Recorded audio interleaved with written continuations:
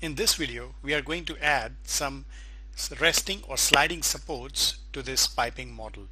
Now, before we go any further, let's add a pipe model so that we can add some support to it. So the next node is node number 13, and this goes in negative y direction of 1 meter, and we'll just apply on OK,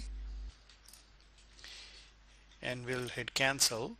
This node number 12 is a bend, so we'll just say it's a pipe bend, and we'll just hit OK, and we'll say it's a long radius bend here. We have seen how to add bends and what are the different types of bends and elbows available in previous videos, so I'm not going to cover it here. Here we are going to focus on the resting support. So let's assume that on node number 13 we would like to add a resting support. If you go towards the right of the screen, you know how to add an anchor, which we have seen in previous movies. If you go to the third button down from the anchor, it says insert sliding support. That's what you want. So click on that button, and StartProf opens up a window in which you can enter all the different details for that support. You can add a name to that support if it is particular for the project that you have to add names, or for your own reference. Second information is friction factor. Now, depending on where this sliding support is, the friction factor changes. If it is on PTFE support, then the friction factor changes to 0.1. If it is steel to steel, normally it is 0.3. If it is corroded pipe on a concrete, then we can go all the way up to 0.5. Here, for simplicity reasons, I'll just say the friction factor is 0.3. The other factor to note here is that you can also check the allowable loads for this pipe support.